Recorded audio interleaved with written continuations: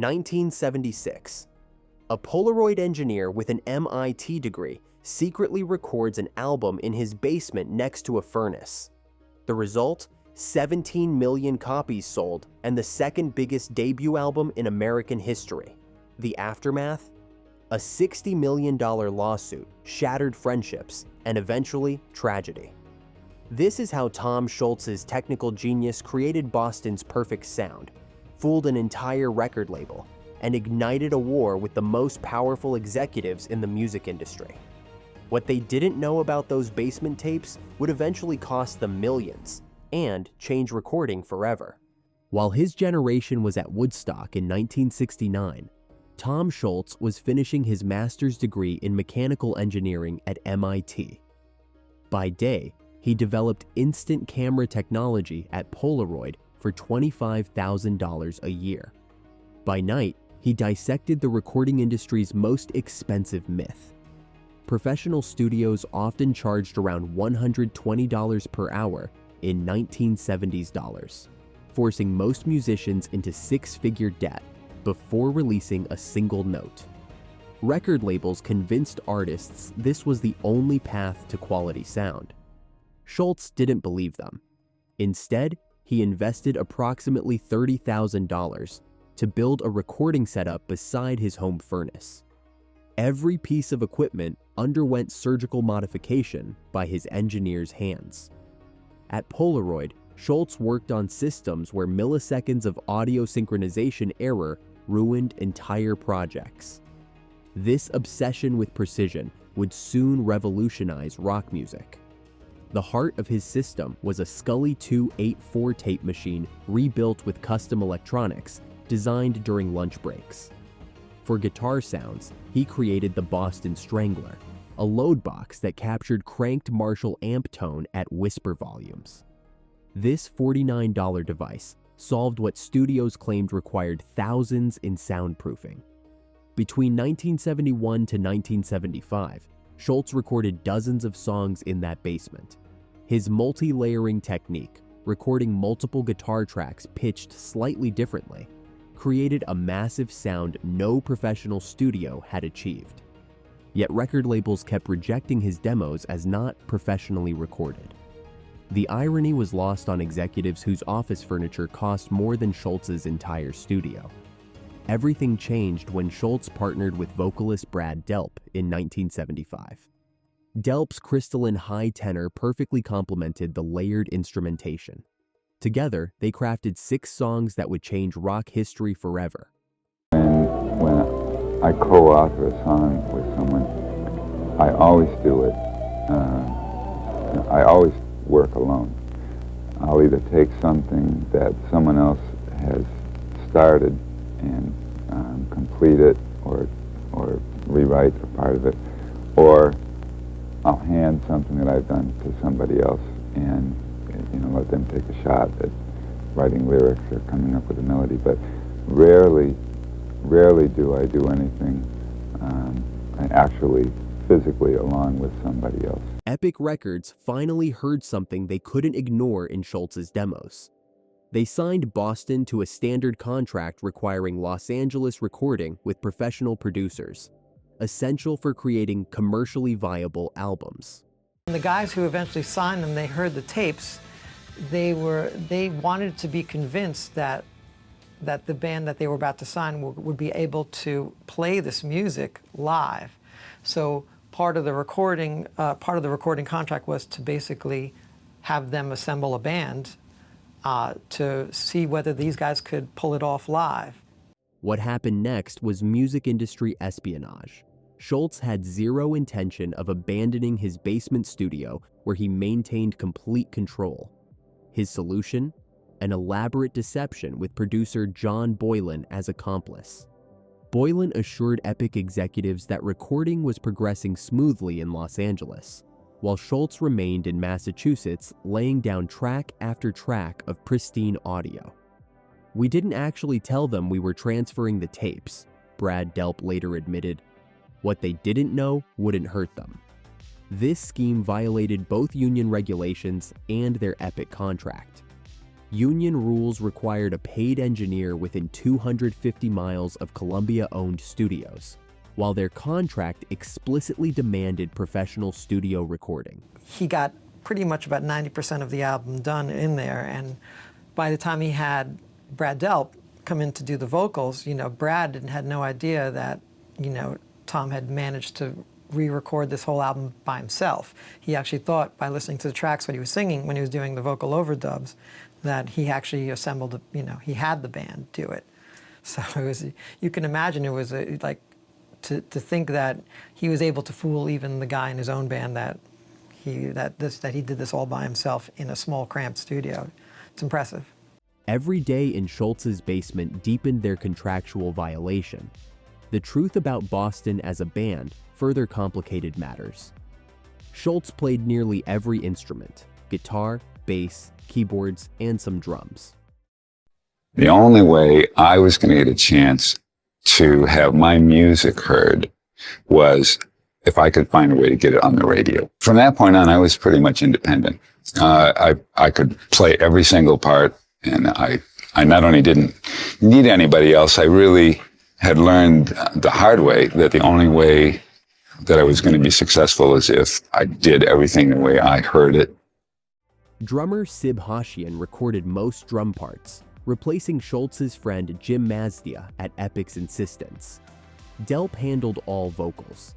The other credited members, Fran Sheehan and Barry Goudreau, contributed minimally to the actual recording. Scholz only visited Los Angeles for final mixing. The results were so technically perfect that Epic never suspected they came from beside a home furnace rather than $1 million studio. The deception worked perfectly, until it didn't.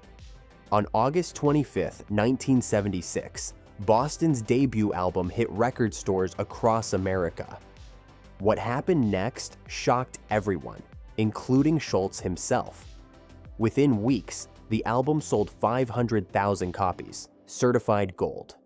By within months, sales hit 1 million, achieving platinum status. The exponential growth continued as More Than a Feeling, Long Time, and Peace of Mind dominated radio nationwide. Scholz, still punching his time card at Polaroid, heard his creation blasting from a colleague's radio at work. By 2003, the RIAA certified 17 million copies sold in the United States alone, making it the second best-selling debut album in American history. Worldwide sales topped 20 million. The basement project that fooled Epic had become one of the biggest-selling debuts ever created. The commercial phenomenon catapulted Boston from obscurity to arena headliners virtually overnight. They became the first band ever to debut at Madison Square Garden with their first album, an achievement that seemed impossible for a group that, in reality, barely existed as a cohesive unit. For Epic Records, this unexpected goldmine meant one thing: they needed more Boston albums immediately. Their marketing machine had created unstoppable momentum, and executives demanded Scholz ride the wave with quick follow-ups. But Scholz still approached music like an engineering project, methodical, precise, and indifferent to corporate timelines. The success that should have bought creative freedom instead generated crushing expectations. Epic wanted product. Scholz demanded perfection. This fundamental collision course would soon explode into industry-wide chaos. By 1978, Epic's demand for a follow-up became unbearable. Scholz retreated to his basement, working feverishly to meet deadlines while maintaining his standards. The result was Don't Look Back, an album that sold 7 million copies but fell short of the debut's perfection in Scholz's mind. The recording process exposed fractures within Boston.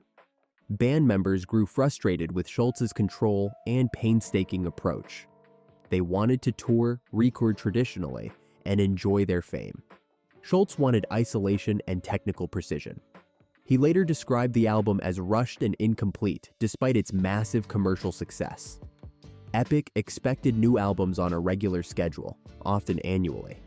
They failed to understand that for Scholz, Boston wasn't a band. It was an engineering project requiring total control and endless refinement. His Polaroid training had instilled a perfectionism fundamentally incompatible with the music industry's assembly line mentality. As months turned to years with no third album, Epic's patience evaporated. Recording contracts typically demanded albums annually. Scholz's deliberate pace violated every industry norm. The label reportedly withheld royalty payments to force compliance. The conflict expanded beyond schedules. Manager Paul Ahern had negotiated for a percentage of Boston's songwriting royalties early in their relationship.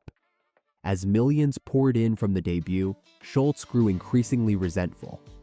In 1980, he fired Ahern, igniting another legal battle that would continue for 14 years. By 1983, the situation reached breaking point. CBS Records, Epic's parent company, filed a major lawsuit against Scholz for breach of contract, claiming he was creatively uncooperative and deliberately stalling production. The corporation that had profited most from Boston's success now painted Scholz as the villain, an obstinate perfectionist whose stubbornness was costing them millions. CBS didn't just want money, they wanted to crush Scholz. The unprecedented $60 million lawsuit represented a direct attack on an artist's creative process. CBS CEO Walter Yetnikoff reportedly developed a personal vendetta against Scholz, viewing him as defiance personified. To maximize pressure, CBS reportedly froze all royalty payments, cutting off Scholz's primary income and forcing him to fund his defense from savings. The strategy was clear: bankrupt him through legal fees, then seize control of Boston's music. Scholz found himself fighting a corporate behemoth with unlimited legal resources while simultaneously trying to complete Boston's third album without label support. The lawsuit consumed his life, draining finances and creative energy as depositions replaced recording sessions. After 2 grueling years, the first major ruling arrived.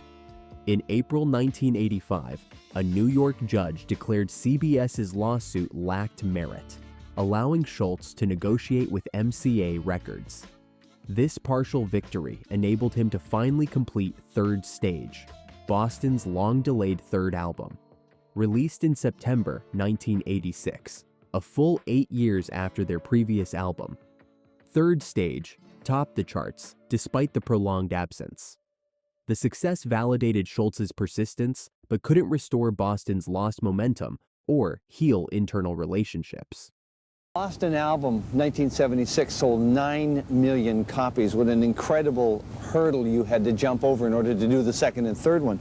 We never thought we'd see a third one. But somebody likened you coming on the scene in 1976 to Guns N' Roses. They just, out of nowhere, shot through the roof. Did you have fears that you wouldn't be able to top this with the second and third album? Sophomore slump kind of thing? Yeah.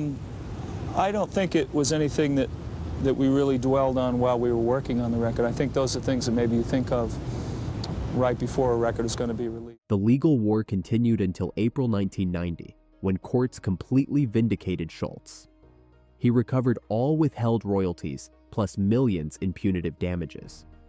The landmark ruling established that artists' creative processes couldn't be dictated by corporate demands. Scholz's victory came at tremendous cost. 7 years of litigation had consumed his peak creative period, destroyed band relationships, and mentally exhausted him. Boston would never recapture their early momentum. More significantly, the case transformed artist-label dynamics industry-wide. Musicians facing similar pressure pointed to Scholz's victory as proof that artists could fight back. The precedent established that creative control belonged to the artist, not the corporation funding the recording. While Scholz battled CBS in courtrooms, Boston's members faced their own struggles. For them, Boston wasn't an engineering project. It was their identity and livelihood. As years passed without new music or tours, financial and emotional pressures mounted. Brad Delp suffered most acutely. His voice had defined Boston's sound, but the endless delays reportedly left him in professional limbo, unable to fully commit to other projects while Boston remained in legal paralysis. Original members gradually departed. Barry Goudreau left for solo work. Sib Hoshian and Fran Sheehan were increasingly excluded from Scholz's process. The band that appeared unified on their debut album cover had splintered into isolated individuals. When Third Stage finally emerged in 1986, only Scholz and Delp remained from the original lineup. When you were planning Boston from 70 to 76 before the first album came out, did Tom kind of predict how this was going to happen? Could he see the future for the band? My recollection was, and I think it was true of both of us, that we thought it was either going to do real well or just zero. That, you know, because it, as I say, I think for the time it was different than what was going on. And we did realize that it didn't sound to me like other things on the radio. I didn't know if that was going to be a plus or not. And fortunately, it just took off right away. Boston had transformed from a band into essentially Scholz's solo project with Delp's vocals. The human connections that once balanced Scholz's technical perfectionism had largely disappeared. The pattern continued through subsequent decades. Boston released albums in 1994, 2002, and 2013, each with different lineups and longer gaps between releases. Scholz maintained absolute control, but the magical chemistry of the debut became increasingly impossible to recapture. The human cost reached its tragic apex on March 9, 2007, when Brad Delp died by suicide at age 55. The voice behind Boston's most iconic songs left notes expressing deep personal pain. His death devastated the rock community and Scholz personally. In a bitter postscript, Scholz found himself defending his reputation after reports suggested his controlling behavior contributed to Delp's depression. He sued Delp's ex-wife and the Boston Herald for defamation. This painful chapter added another layer to Boston's troubled legacy. Despite the chaos behind the music, Boston's debut permanently transformed rock production. Scholz proved that technical innovation could overcome entrenched industry practice. His basement recordings didn't just challenge the system, they dismantled it. Technically minded musicians quickly followed his example. Queen's guitarist Brian may have been inspired by Scholz's approach for their 1977 album News of the World, producing it for a quarter of typical studio costs. Alan Parsons may have been inspired by Scholz's approach for his Alan Parsons Project. The transformation reached every corner of the industry. Guitar manufacturers added recording outputs. Microphone companies developed affordable condensers. Effects pedal makers advertised studio quality at home. Companies like Tascam and Fostex built empires selling home recording equipment, estimated to generate over $100 million annually by 1985. Scholz himself capitalized on his innovations by founding Scholz Research and Development. His Power Soak attenuator, refined from his Boston Strangler load box, sold 20,000 units at $90 each. The Rockman amplifier followed in 1982, eventually generating estimated over $12 million in revenue. Record labels watched in alarm as their control mechanism crumbled. Standard contracts in 1976 had allocated $200,000 for studio time. By 1985, that same money went to production budgets, letting artists build home studios. The industry that once required massive facilities now operated from spare bedrooms and basements. Boston's legacy extends beyond technology to the fundamental relationship between artists and labels. Scholz's victory helped pave the way for more flexible terms in future contracts. The precedent established that creativity couldn't be forced to meet corporate deadlines. The perfect sound that emerged from an engineer's basement fundamentally changed how rock music was recorded, marketed, and controlled. Its impact still resonates through every home studio and independent production worldwide. Tom Scholz proved that questioning industry assumptions can create revolutionary change. His perfectionism produced timeless music, but also sparked conflicts that transformed the landscape forever. The innovation that liberated countless musicians ultimately isolated its creator. a bittersweet victory that forever altered music history. What memories do you have of first hearing Boston's debut album? Did you notice how different it sounded from other rock records of that era? Share your thoughts in the comments below.